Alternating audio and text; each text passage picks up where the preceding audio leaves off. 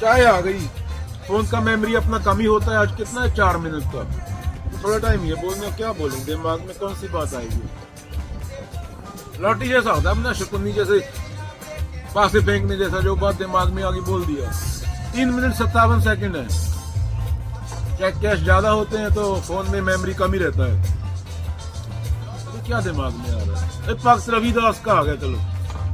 तो ही मोही मोही तो ही अंतर कैसा, कण कटिक जल तरंग जैसा, ये भी आता है।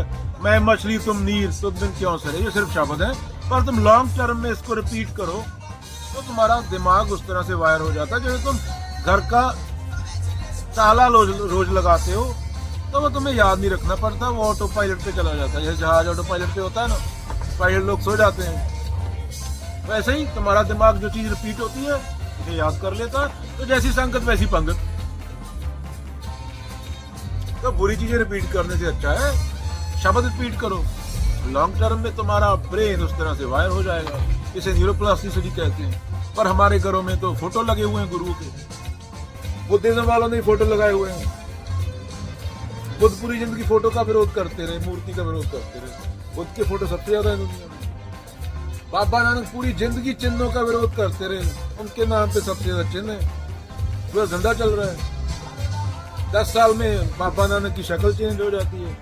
गांधी दो, गांधी का नोट 500 का, बाबा नानक घर लेके जाओ। बाबा नानक ने जनेऊ निकाल के फेंक दिया था।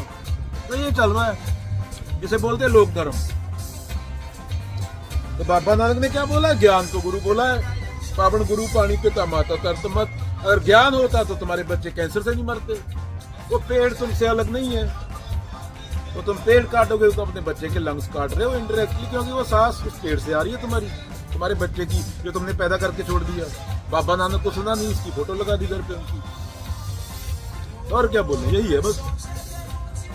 सुनना था ज्ञान, वो जो फालतू चीज निकाल दे, जो तुम्हें साइलेंट कर दे।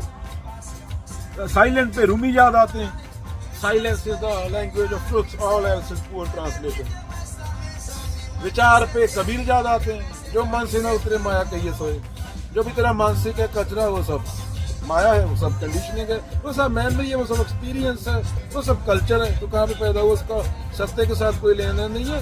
सत्य को सत्य ही बोल दिया तो वो शब्द हो गया, वो इमेज बन गया, वो तुम्हारी मेमोरी है, पहले से रिकॉर्ड है। शब्द की व्याख्या क्या है, तो सत्य, जब तुमने सत्य बोल दिया वो सत्य रहा नहीं,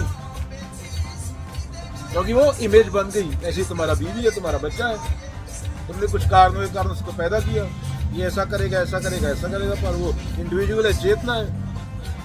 अभी बाबा नानक पैदा हुए कालू के घर पे। बाबा नानक तो 20 साल ट्रेवल करते रहे। अगर बाबा नानक आज के जमाने में पैदा हो तो बाबा नानक तो बोला जाएगा कि ये बेकार आदमी है। 20 साल कौन यात्रा करता है पैदल, पर उनकी फोटो को माथा भी टेकती है बुढ़ियां। और कोई बंदा पंजाब का ट्रेवल करने लगे तो उसके खिलाफ भी बोलती है, उसको वारा बोलती है। तो ये बात है, कॉन्ट्राडिक्शन है।